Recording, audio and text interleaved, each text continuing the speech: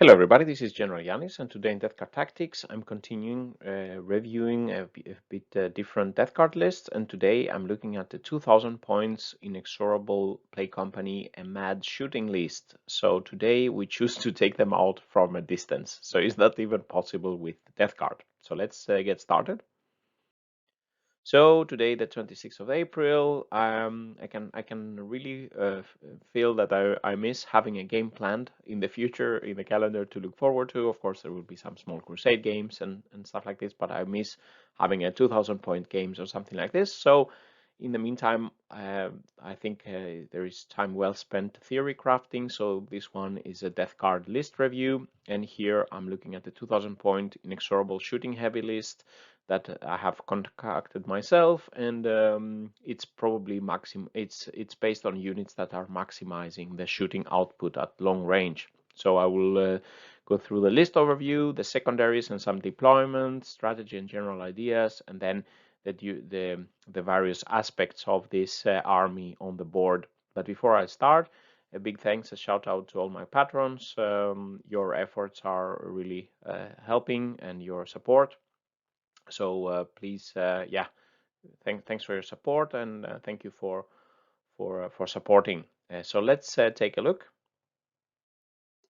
So this death card list, the Shooting Madness 2000 point list. So it is a battalion of Inexorable, and we have the HQ choice is a Lord of Contagion.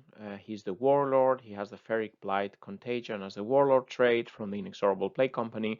He has the Leechspore Casket relic from the Inexorable, and he's using the Plague Reaper for 120 points. Then we have the HQ choice, always used almost in all lists, the Malignant Plaguecaster with Miasma of Pestilence and Gift of Plagues for 95 points. Then we have troops, not a very limited amount of troops, 5 Plague Marines with Bolter's Knife and one Blight Launcher guy for 150 points to add a little bit of shooting from this squad. Then we have 2 times 14 Poxwalkers. I had a little bit points left over, so I made them a double 7, so so 2 14 man units of Poxwalkers. And then we have in the elite slots, we have the Tallyman with a Tollkeeper relic. So this costs 1 command point to get an additional relic. He's 70 points. And then we have the main units to do the killing on this unit. On this list, the 3 Contemptor Dreadnoughts, all of them with 2 Twin Volkites. So they are 3 units of 150 points each, so 450 points in total for these Contemptors, and they also cost 1 CP each to take, so 3 command points to get those units here. And then we have 2 units of 3 Death Shroud Terminators, just standard, 150 points.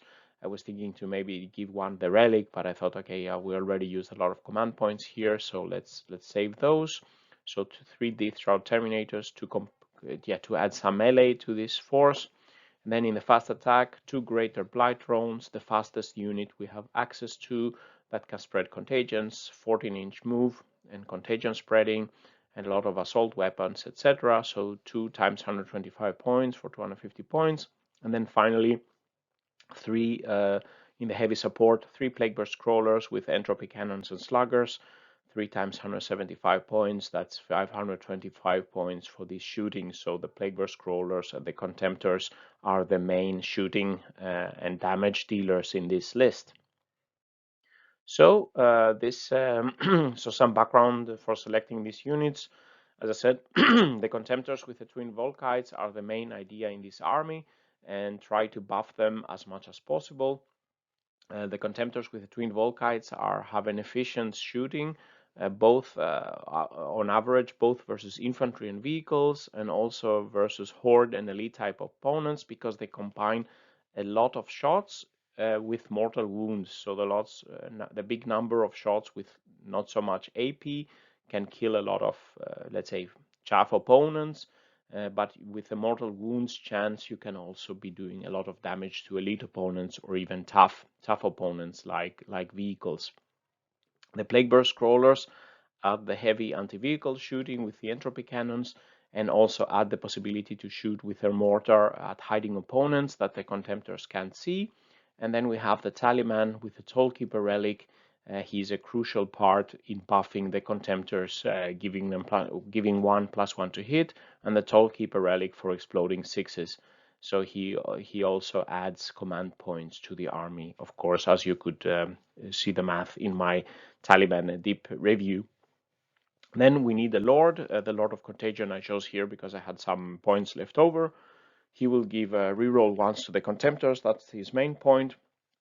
He's carrying the Ferric Blight to spread additionally by Flash Outbreak, so forward units can get his Ferric Blight and put opponents in we want to shoot at. So they are our Contemptors and the Plague Scrollers, so everything shooting at these units can gain AP for shooting.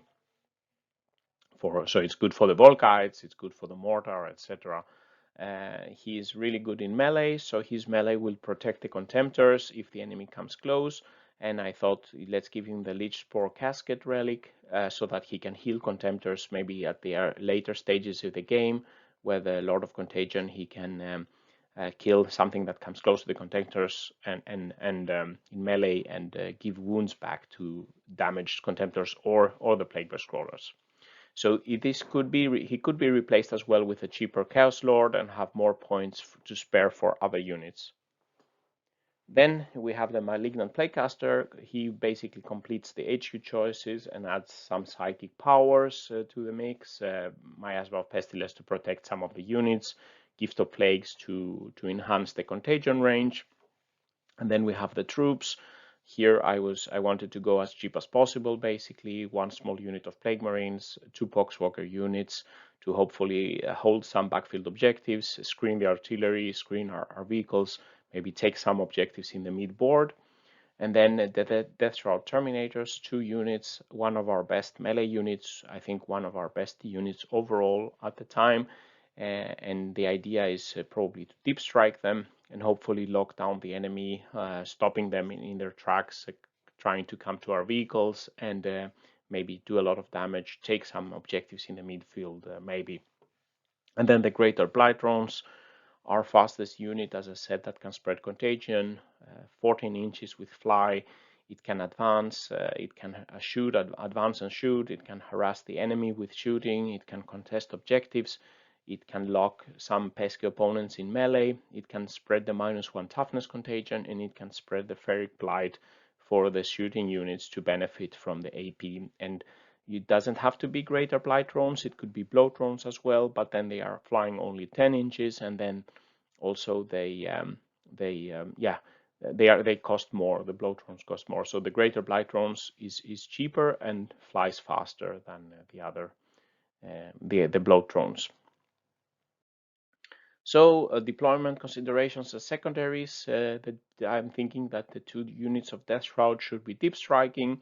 Everything else should start on the table, no strategic reserves, and some secondaries that come to mind in this list. While we stand, we fight, I think is good. So because here the 3 Plaguebear Scrollers are the most expensive units, none else are close to them. So the 3 Plaguebear Scrollers are most durable units will be coming the 3 targets that have to survive. So let the opponent try to come and get them. Engage on all fronts could be an idea with the speed of the Blight drones, the deep strikers, etc. And probably because we have such a shooting killy list, probably something selected based on the opponent's list, for example, assassinate or bring it down if the opponent has a lot of vehicles, or it could be the mission secondary. But I'm thinking something along these lines for secondaries with this army list. So the strategy and general ideas for this list: the strength of this army comes primarily from its shooting ability and the damage output. And the main shortcoming of the list already now I can tell is it doesn't have a lot of bodies to throw at the enemy and take a lot of the board control. The idea is probably to stand back with the crawlers and the Contemptors, making a battle group of the Contemptors, the Tallyman, and the Lord of Contagion, so that they can benefit from the buffs, the reroll 1s, +1 to hit, the exploding 6s, could be really great. And as the board maybe is thinning out with the shooting and both sides getting casualties, maybe the Contemptors and the Plaguebear Scroller have to move forward to take objectives, or yeah, maybe it's more safe to come forward. Maybe at that point a lot of contagion can come into melee and also deal some good damage there.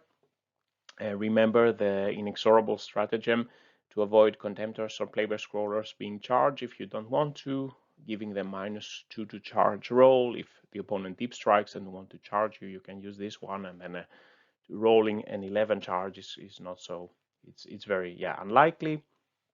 And basically, even if the opponent locks our Contemptors in melee, the Contemptors can still shoot their heavy weapons with no penalty in engagement range. So they are just limited in shooting at the unit that is in engagement range. The Blight drones in this scenario will advance forward. Main idea is to spread the contagion. This can be done with a flash outbreak stratagem in the command phase, copying the Lord of Contagions Ferric Blight to one of the Blight drones, then Gift of Plagues from the Plaguecaster. Then already from turn 1, we will have a 9-inch aura for the greater Blight drone, maybe putting some of the enemies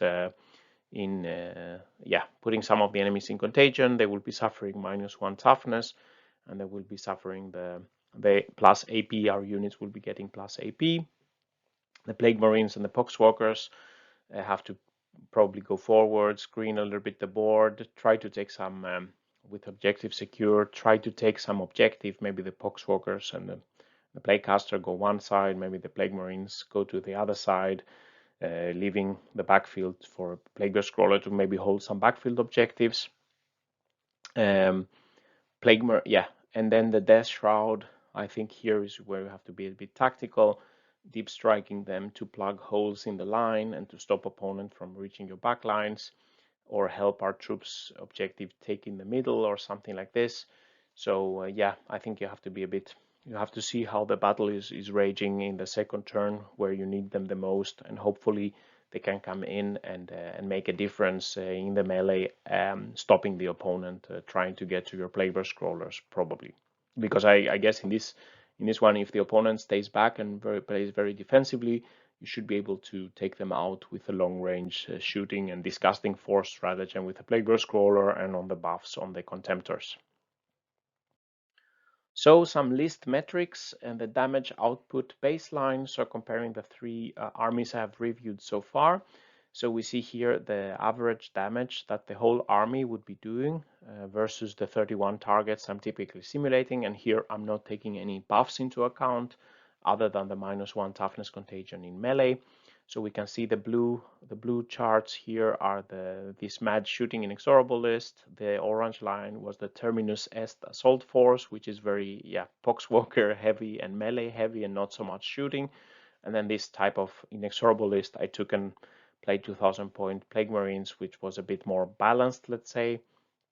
But here we can see the shooting inexorable list does a lot of wounds in the 24-inch shooting, in 12-inch shooting, and in melee is not so strong as some of the other units. The Plaguebear Scrollers don't have any melee, etc.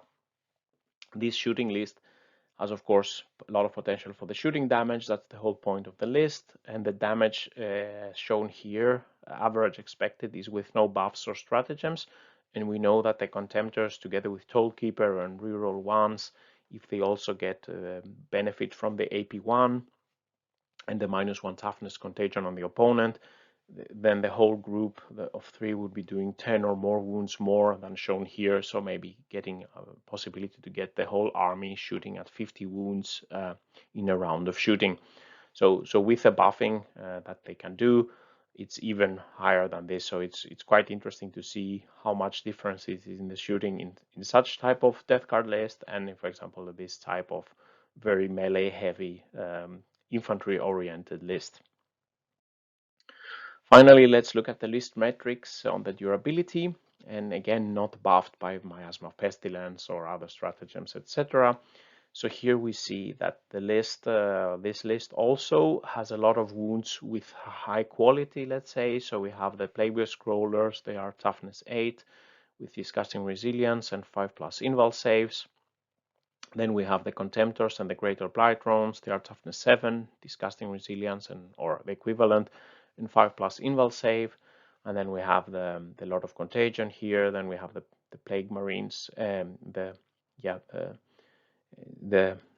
here we have the Plague Marines, and then here and the Death Shroud. We have the Death Shroud, of course, and the Lord of Contagion, and here we have the Poxwalkers. So we have maybe we don't have so many wounds in total. It's still good, but the units we have are typically high toughness. They have disgusting resilience and inval saves for a big amount of wounds. So it's not easy to take this army out. So some summary and final thoughts. So this was a review of a shooting heavy Inexorable list with Contemptors in the forefront, let's say with Tallyman and the Lord as main damage dealer, supported by 3 Plague Scrollers. This is the main shooting core of the army. The tactic is to shoot, and try to gain some board presence, thinning out the enemy, take advantage with the Blight drones, the few troops, and the Death Shroud. And I guess the strategy will fall or stand with the tactical acuteness, playing the Death Shroud to close any gaps. And this, of course, could be weak versus very fast opponents, able to lock down our shooting or hiding a lot. But even if they're hiding, we have at least the mortars to do something with it. If the opponent has a lot of objectives secured, infantry, the Contemptors should be able to thin them really out for the Death Shroud to take them out, or even the Blight drones to do some damage. And probably this is not a list you are gaining friends with. You are not playing so much the mission. You are more playing to destroy the enemy, which I think it's quite fun, but maybe not for your opponent. So I guess if I wanted to make a list better, I think it's probably would be more balanced and a better list to sacrifice a bit of this extreme shooting. For example, go down to 2 Plague Scrollers, maybe 2 Contemptors, and gain more bodies. Add some more troops, maybe some more Terminators, and get a more well-rounded list. But I just wanted to show you this type of list, and I think sometimes exaggerating something helps explain it better than to just get a more overall all-round list. So this concludes the video. What do you think about this list? And have you tried something similar with a lot of Contemptors and Plague Scrollers, for example? If you like this video, please press like and subscribe to the channel, where I will be bringing you more death card videos and more reviews. If you have some interesting lists to be reviewed, please leave some comment below. And if you want to support my efforts and the time I use to make all these videos for you guys, please visit my Patreon page and subscribe. A small contribution in the Patreon means a whole lot to me. So with these words, General Yanis is signing out. Stay safe out there, and bye-bye.